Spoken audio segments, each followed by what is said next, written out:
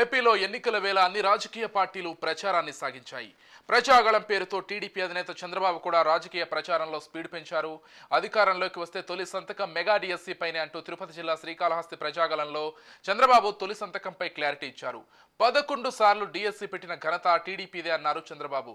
మొదటి సంతకం mega DSC పైనే పెడతామన్నారు. ఎన్డీఏని గెలిపించడానికి రాష్ట్ర ప్రజలు సిద్ధంగా ఉన్నారన్నారు. చంద్రబాబు అంటే బ్రాండ్ అని, ట్రెండ్ మార్క్ అని ప్రసంగాన్ని కొనసాగించారు.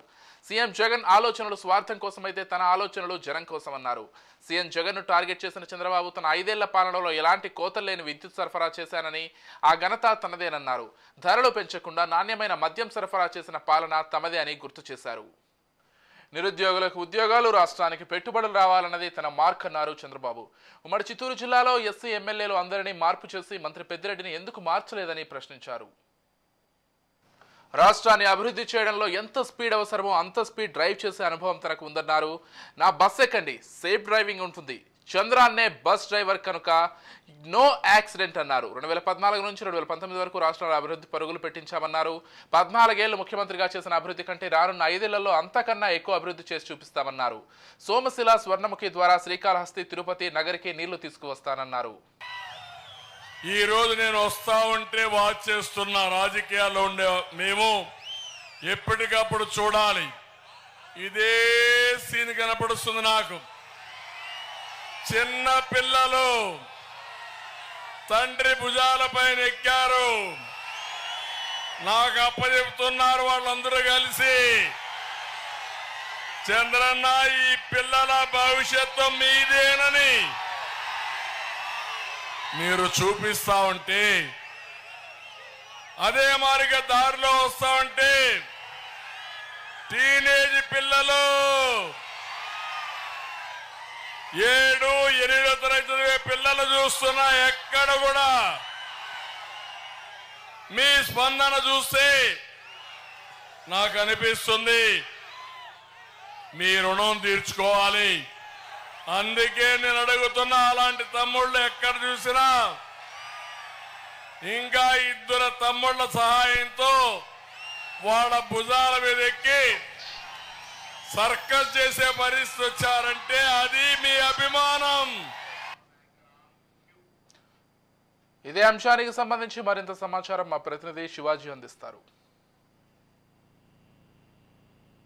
ఈరోజు కర్నూలు జిల్లాలో టీడీపీ అధినేత నారా చంద్రబాబు నాయుడు పర్యటించడం జరిగింది. ముఖ్యంగా ఎమ్మిగనూరులో జరిగిన భారీ బహిరంగ సభలో చంద్రబాబు పాల్గొనడం జరిగింది. ముఖ్యంగా ఎన్నికల ప్రచారంలో భాగంగా ప్రజల్లోకి ఏదైతే తమ మేనిఫెస్టోని కావచ్చు, ఇతర అంశాలపైన టీడీపీ అధినేత చంద్రబాబు వివరిస్తూ ఏదైతే వైఎస్ జగన్ పైన అలాగే వైసీపీ పార్టీ పాలన పైన విమర్శలు చేసుకుంటూ తన ప్రచారాన్ని కొనసాగించారని చెప్పుకోవచ్చు. ముఖ్యంగా ఈరోజు ఏదైతే చంద్రబాబు ఒక ప్రకటన చేయడం జరిగింది. ఏదైతే తాము అధికారంలోకి వస్తే మొదటి సంతకం మెగా డిఎస్సీ పైన చేస్తానని చెప్పి చంద్రబాబు చెప్పడంతో ఏదైతే డిఎస్సీ కోసం ఎదురు చూస్తున్న ఉద్యోగుల్లో కొంత సంతోషకరమైన ఏర్పాటని చెప్పుకోవచ్చు. ముఖ్యంగా మెగా డిఎస్సీ కావచ్చు, ఏదైతే రాయలసీమలో పెండింగ్ ప్రాజెక్టులకు సంబంధించి తీవ్ర విమర్శలు చేయడం జరిగింది. ముఖ్యంగా ఈ 5 ఏళ్ల పాలనలో